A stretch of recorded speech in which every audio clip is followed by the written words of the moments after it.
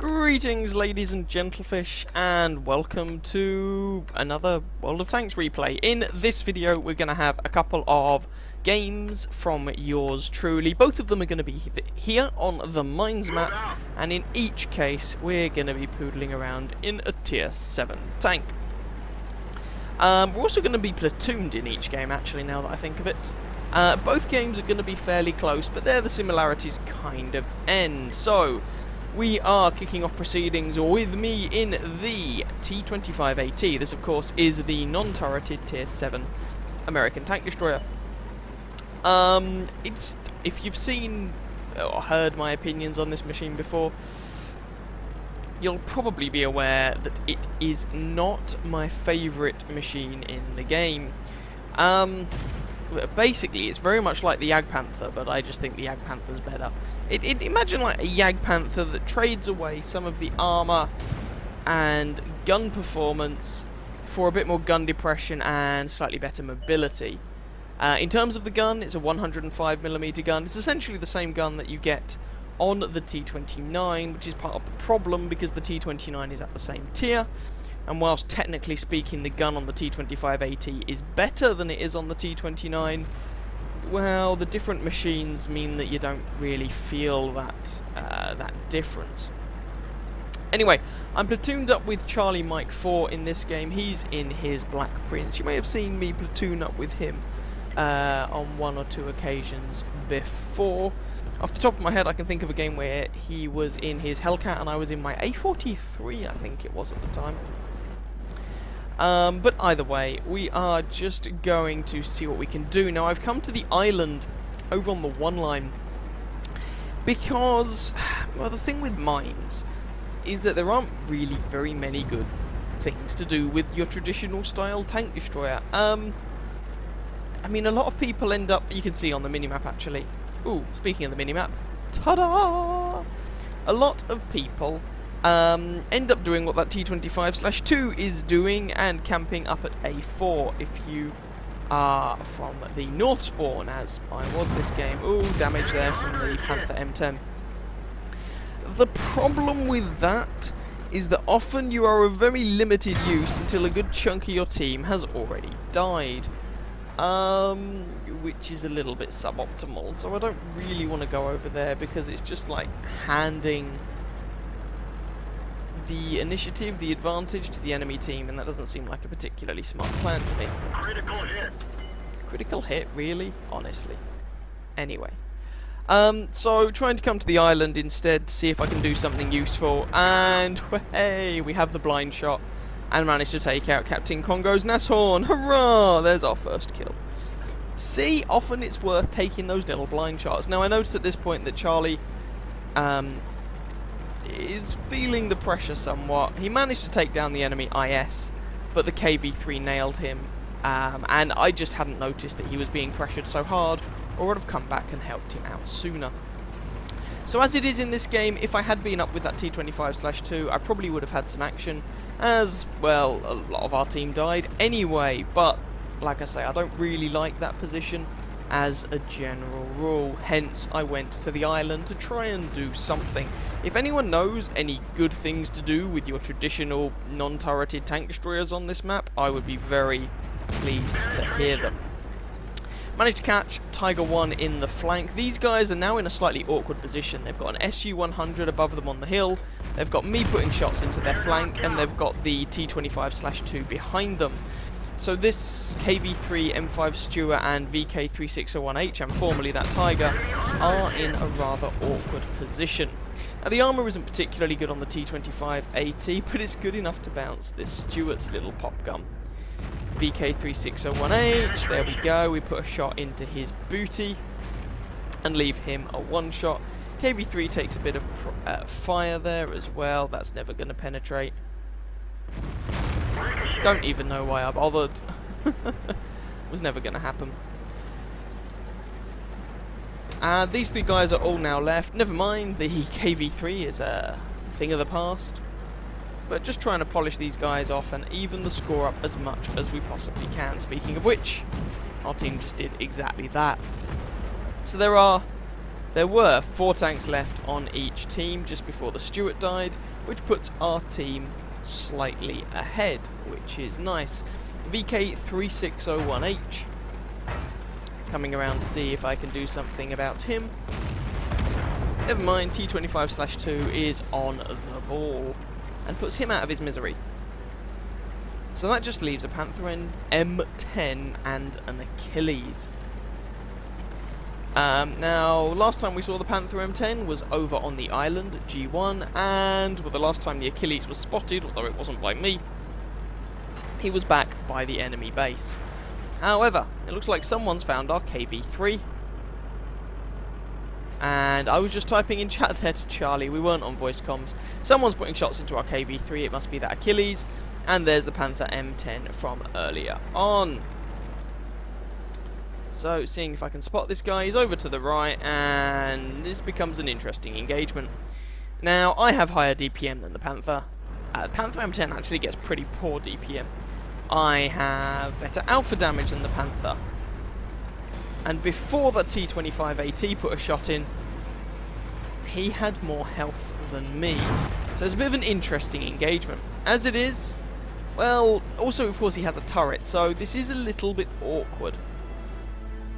But if he's going to come out and give me a nice easy shot into him, I'm going to take my shot, back off, take another round from him, and then this guy's screwed. But he does leave me a one shot. Now you can see both teams, there's myself and the T150 left on our team, and the Achilles still standing on the enemy, but T150 is a one shot. And, well, spoiler alert, we don't get a huge amount of help from this T150, so I'm asking the team, how much health does the Achilles have? It would be really nice to know. I'm hoping he's a one shot, but that remains to be seen. And we're kind of getting to the crux of this situation. Someone says 147 HP. Thank you very much. That's fine. So that was our T150. Okay, if he's got 100 and something HP, that means as long as we can penetrate a shot, we can kill him. So that is fine. Remember that number. We'll come back to that in a bit. Anyway. And then he says he's on 650. And then I realised the T150 was referring to how much health he had, not how much health the Achilles has. He's telling me the Achilles has 650. Now, this makes things rather different. If he has 650 health... No, let's just keep the game running for now. If he has 650 health, then this is slightly problematic. My gun, with armor piercing, has an average damage roll of 320. So 2 average damage rolls give me 640. This means that with average damage rolls, it will take me 3 shots to kill this Achilles, and I only have 107 health. This is a little bit awkward. However, remember, the Achilles is essentially a Wolverine. And this is where things start getting a little bit... Well, this was kind of the crux of this replay from my perspective. How therefore are we going to deal with the Achilles? Because I can't really let the guy get 3 shots into me, or I can't really let the guy get shots into me, and if it takes me 3 shots to kill him, that's bad. So there is another route we could take. If I load a high explosive shell, my HE damage on a penetration is 420. A penetrating high explosive shell followed by an armor piercing shell would be sufficient to kill the Achilles. This is important because the Achilles, as I said, is basically a Wolverine. Now, the Wolverine's frontal armor is probably up to the task of not getting penetrated by my HE rounds. How much pen do I get with my HE? 53.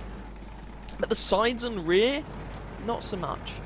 So I should be able to penetrate the sides and rear of this Achilles with the high explosive rounds. I'm just kind of giving you an idea of the thoughts that were going through my head at the time. Now, let's imagine I load a high explosive round and I don't penetrate the guy. Well, as long as I do at least some damage, then my last 2 armor piercing shells should kill him.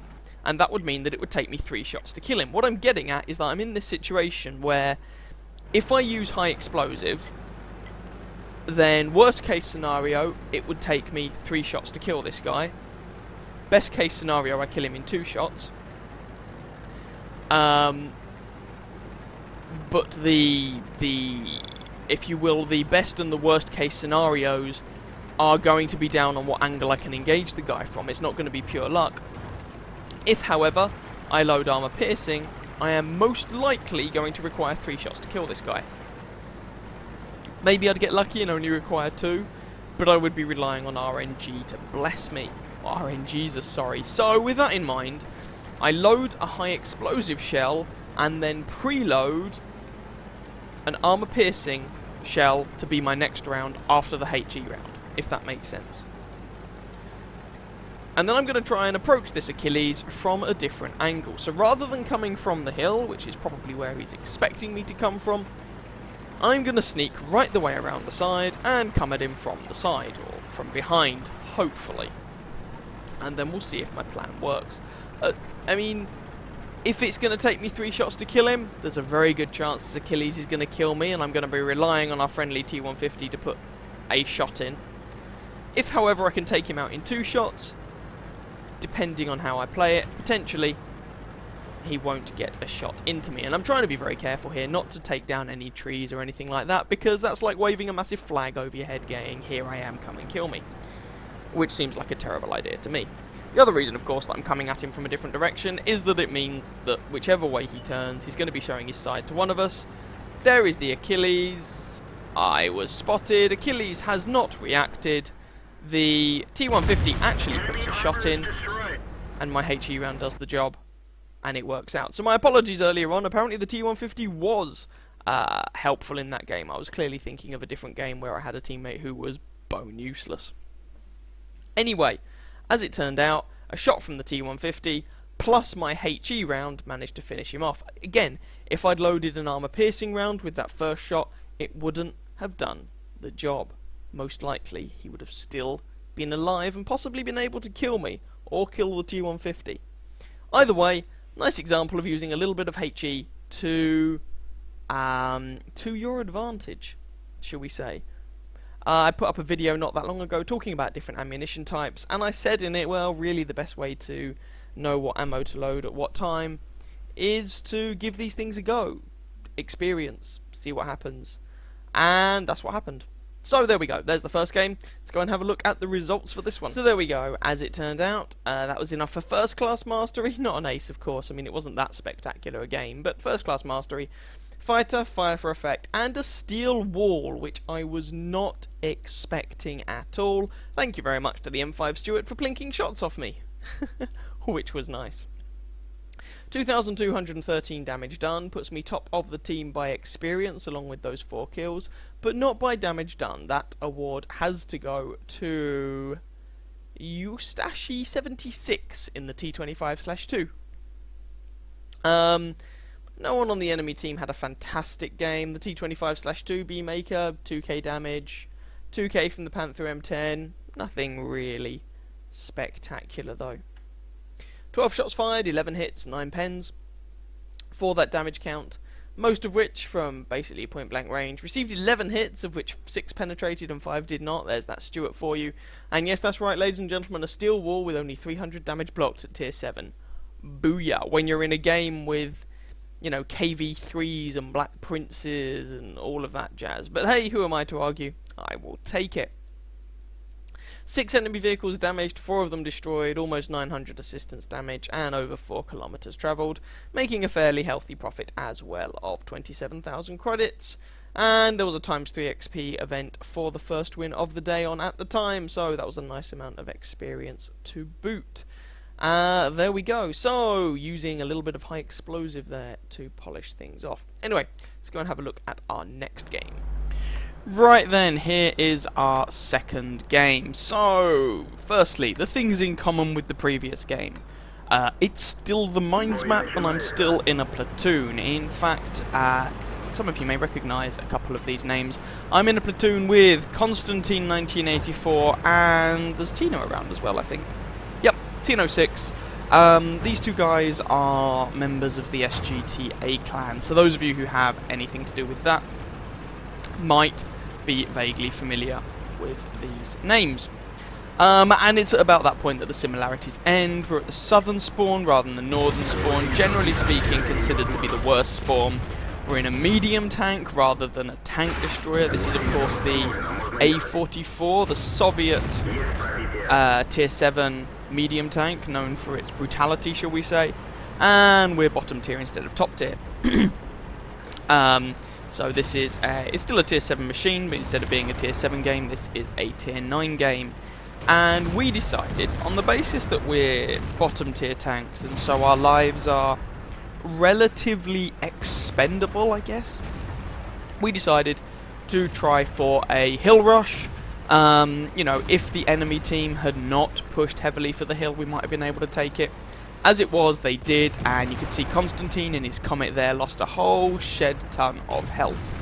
Tino is still up, duking it out on the hill, but I've decided, screw that for a game of soldiers. I'm going to go somewhere else. I was rewarded with a lucky little bit of damage there on... what was it even on? Was it like a T-34-3 or something? Yeah, I think it was the T-34-3. The shot wasn't properly aimed, but I managed to get a penetrating hit through his side, and this gun does hit hard. So for those who haven't seen my review of this tank, although I do have one up, 107mm gun that has 300 average alpha damage and 167 average penetration, both of which are really quite a lot for a tier 7 medium tank. The downside, of course, is that the aiming stats on the gun are horrendous. It's not very accurate and it takes forever to actually aim the thing. Now unfortunately we've lost Tino. He was trying to see what he could do on the hill, but they've won it fairly convincingly. So yeah, that's a little bit unfortunate. And now I'm actually in a rather dicey situation. There's myself, there's a T-49 in the background, we've also got a Super Pershing up here. I'm trying to get flanking shots on some of these guys, but I'm kind of having to hide behind this rock because I am being spotted, and there are some people from, there we go, over toward the hill who can shoot me, and that are Constantine's fallen as well, and I just took a lot of damage in one shot. It was, looking at the amount of damage I took, I would guess it was a high roll from a 122 or 105mm gun. It wasn't the Leopard prototype, because he's over there and it was from the wrong direction, unless he's radically moved since then. But he could have been a high roll from the T-34 or something. He's got a 120mm gun. That would make sense. As he shaved off, what? Ooh, about 460, 470 of my health. The T-34 is clearly over there because he does actually put some damage into me that time. Hello, Mr. IS-3. And leaves me a one-shot for, well, quite a disconcerting amount of the enemy team, if we're going to be honest. There's a Leopard prototype up here. There's, of course, that IS-3. Leopard prototype has fired. I take a complete luck shot there. Through a bit of crud. The shot actually dips down and manages to take him out. So that was pure luck on my part. I'm a one-shot for this IS-3, but he apparently doesn't actually want to poke around here to take advantage of that. I mean, to be fair, I have a T-49 in the background.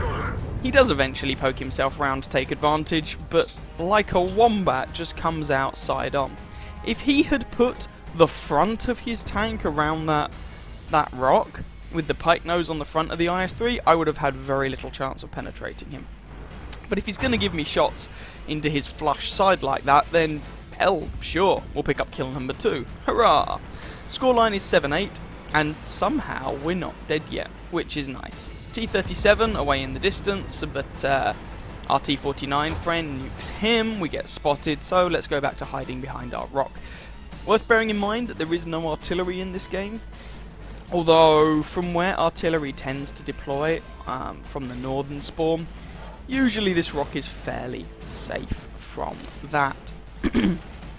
Playing it cautiously, because I really don't want to suddenly end up as lunch for anyone, including that T-34 who has been plinking me, I believe, all blasted game. T-49 fires at the Tiger II, does a mighty 13. Yes, that's right. 13 damage. I assume it was a hit that didn't penetrate. He may even not have the big gun, he might be using the smaller gun and a HE round didn't penetrate or something. Another 29, making me think he's firing 90mm high explosive. 391 he takes from someone though, so someone was able to shoot him. I'm still cowering behind this rock. I probably should have popped out and taken a shot at that Tiger 2 if we're honest. But I was kind of very conscious of the fact that I have no health. And I really didn't want to end up someone's lunch. Tiger 2 has come out to directly engage the T-49, however, and set the T-49 on fire. So I was planning to come over here and help my T-49 ally.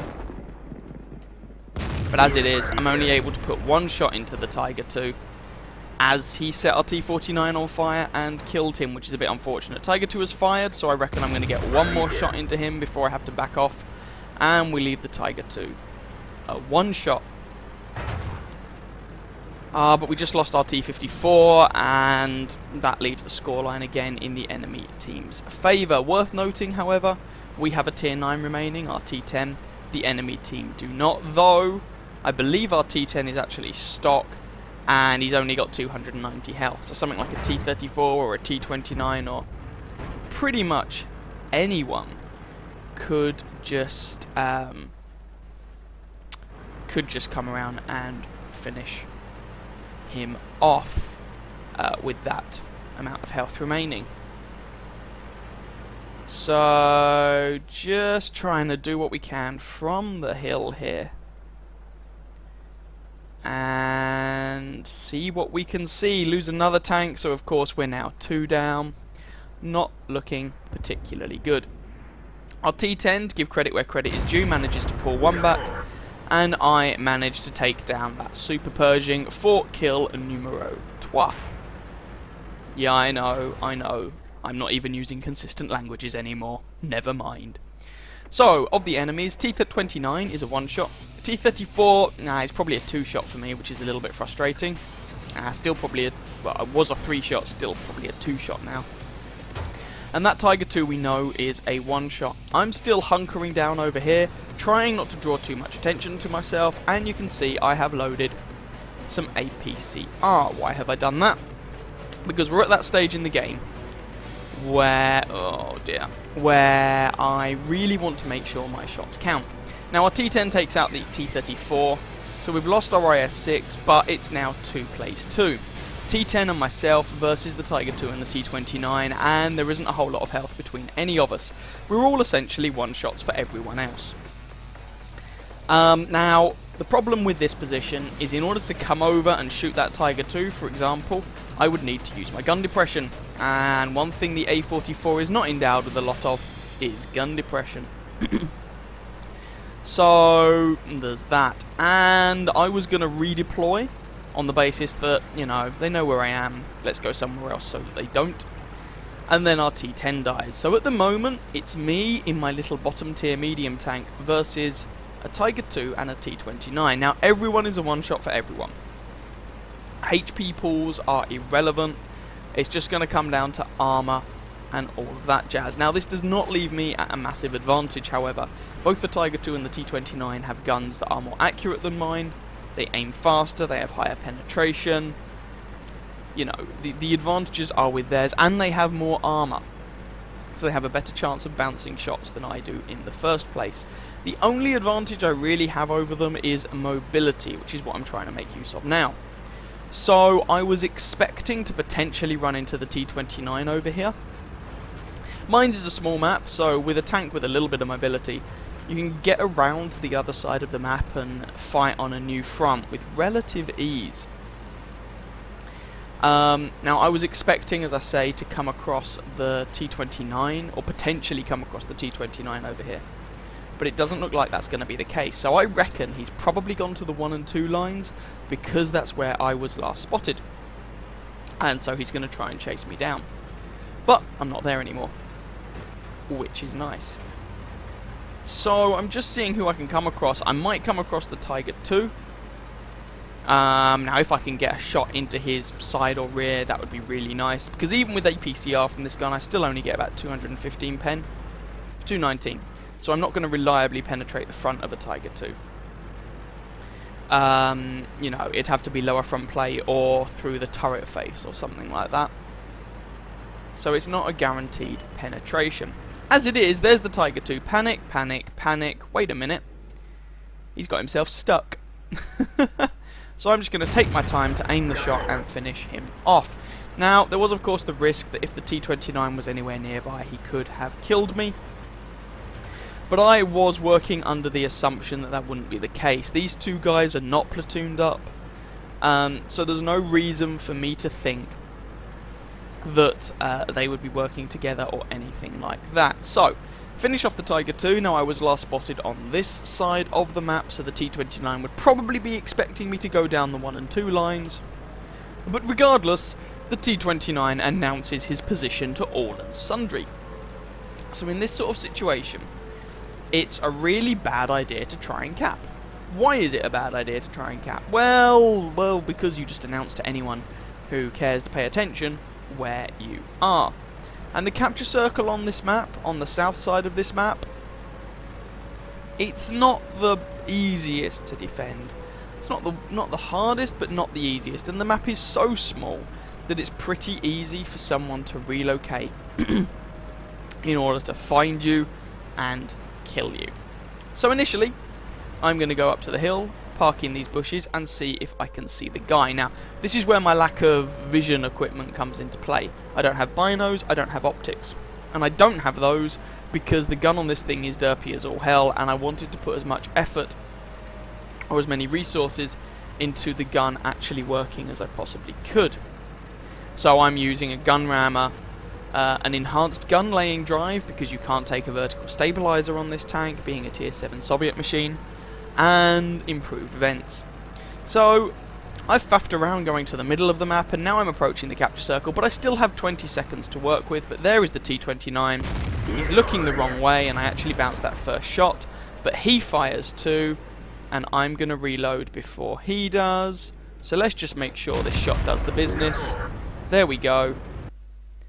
And that's the game.